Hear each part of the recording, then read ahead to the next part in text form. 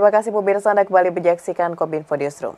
Kementerian Komunikasi dan Informatika meluncurkan Visi Indonesia Digital 2045, sebuah visi yang berkonsep orkestrasi pembangunan digital jangka panjang menuju Indonesia Emas 2045, melalui pendekatan pemerintah digital, ekonomi digital, dan masyarakat digital. Indonesia memiliki berbagai peta jalan dan master plan bidang digital yang diinisiasi oleh berbagai institusi. Namun belum ada aksi nyata yang mengorkestrasikan dan menyinergikan peta jalan tersebut dalam satu kesatuan bersama. Dan dalam rangka menyinergikan dan mengorkestrasikan peta jalan tersebut, Kementerian Kominfo sebagai inisiator bekerja sama dengan berbagai kementerian meluncurkan Visi Indonesia Digital 2045. Salah satu visi yang dibawa adalah menjadikan Indonesia menjadi negara dengan perekonomian terkuat kelima di dunia melalui bidang digital. Visi Indonesia Digital merupakan konsep perencanaan bidang digital dalam jangka panjang. Dalam prosesnya akan melibatkan berbagai pemangku kepentingan dengan mempertimbangkan perspektif sektoral dan kewilayahan. Visi Indonesia Digital disusun untuk menjadi acuan bersama seluruh pemangku kepentingan baik pemerintah, masyarakat maupun swasta mengenai visi dan strategi nasional di bidang digital.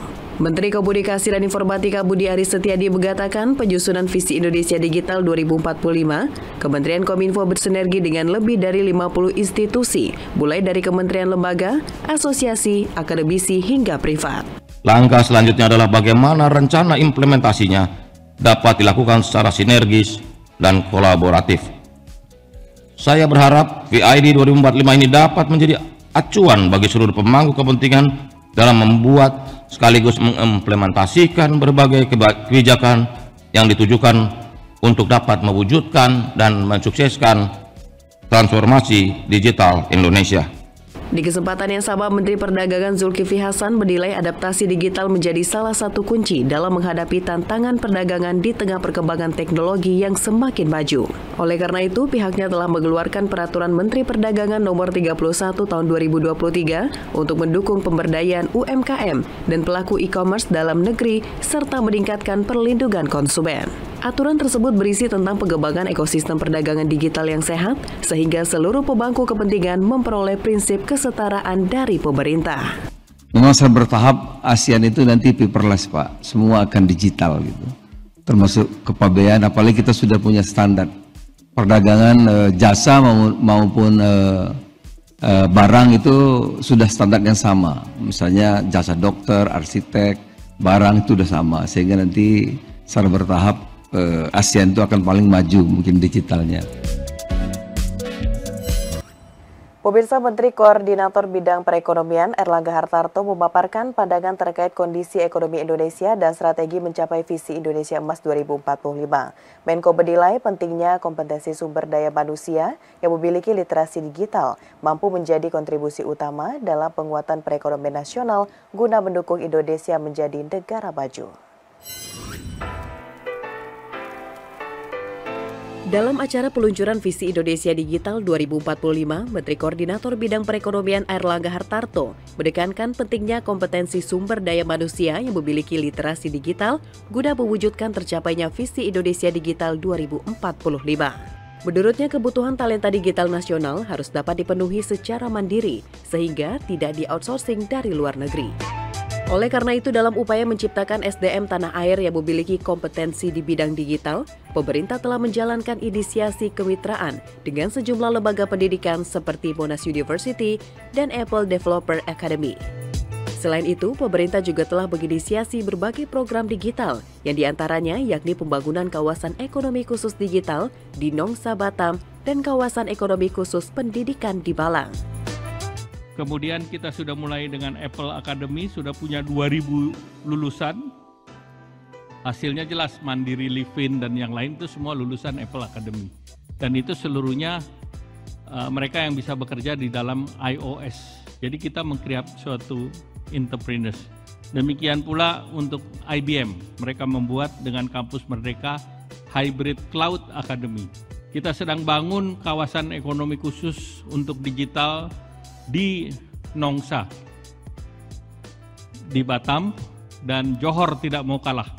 Kemarin mereka taken dengan MOU dengan Singapura, jangan semua kasih Indonesia, mereka mau bangun juga di Johor. Makanya kita harus cepat dan kita tidak boleh ketinggalan dari negara lain yang suka meng-copycat apa yang dilakukan Indonesia dan yang juga tidak senang Indonesia tumbuh menjadi sebuah negara yang maju, terdepan, dan kita harus kerja keras. Pemirsa, tahun 2023 nilai ekonomi digital tercatat mencapai 82 miliar dolar Amerika Serikat atau tumbuh sebesar 8% year on year. Melihat hal tersebut, Menteri Pariwisata dan Ekonomi Kreatif Sandiaga Uno mendorong generasi muda Indonesia untuk memanfaatkan potensi ekonomi digital secara maksimal.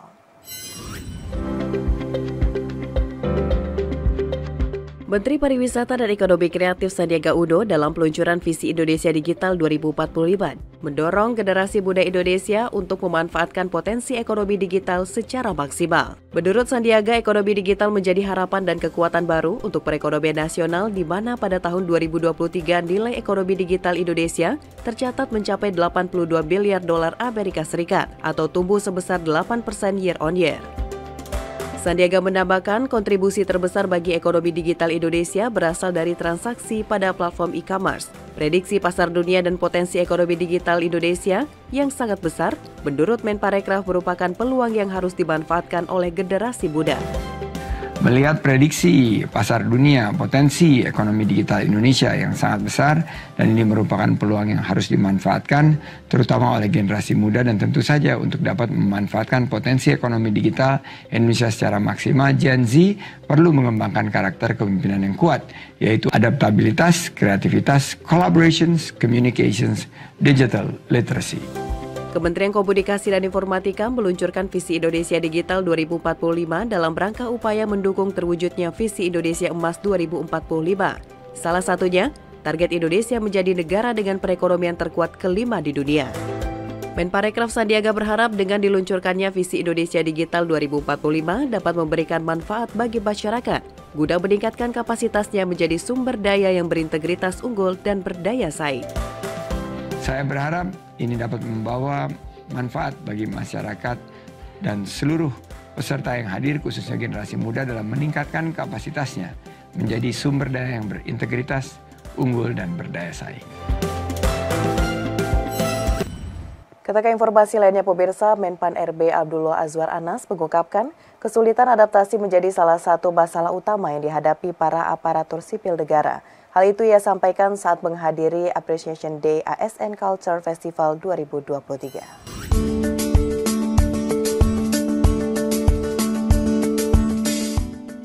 Dalam sambutannya di acara Appreciation Day ASN Culture Festival 2023, Menteri Pendayagunaan Aparatur Negara dan Reformasi Birokrasi Abdullah Azwar Anas mengaku bahwa salah satu masalah utama yang dihadapi para ASN adalah kesulitan adaptasi, terutama para ASN senior. Berdasarkan data Indeks Implementasi Berakhlak Nasional 2022, Anas mengatakan bahwa adaptif menjadi indeks berakhlak dengan persentase terendah, dengan masuk kategori C atau tidak sehat dengan nilai 38,9%. Meski tidak semua, para ASN senior dinilai Azwar masih terjebak dengan masa lalu dan kerap mempengaruhi pengambilan keputusan dalam kementerian. Oleh karena itulah, indeks adaptif cukup rendah karena implementasinya rendah. Menurutnya, kondisi yang tidak sehat ini perlu dibenahi, apalagi sektor tersebut sangat penting dalam mendorong transformasi. Menpan RB kemudian berharap akan ada budaya baru bagi ASN ke depannya. Kita senang karena Indonesia akan memasuki babak baru. Jadi ini tidak terasa. Bagi yang jadul nggak terasa ini. Apa ini GovTech? Ya sudah. Padahal ini milestone baru yang ini tidak akan terulang kembali dalam puluhan tahun ke depan, yaitu titik di mana kita memasuki tahap yang disebut dengan government technology.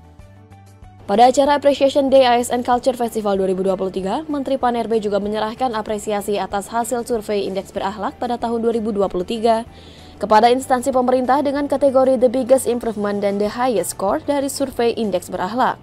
Selain itu, Menteri Anas juga memberikan penghargaan bagi 7 instansi pemerintah top exhibitor yang berpartisipasi dalam ASN Culture Festival 2023. Kepala Pusat Pelaporan dan Analisis Transaksi Keuangan PPATK, Ivan Yustiavananda, menyampaikan pihaknya telah melakukan penghentian transaksi kepada mereka yang terindikasi melakukan penyelewengan dana. Hal ini dilakukan guna mengamankan hasil tindak pidana pencucian uang agar tidak disalahgunakan oleh pihak yang tidak berwenang.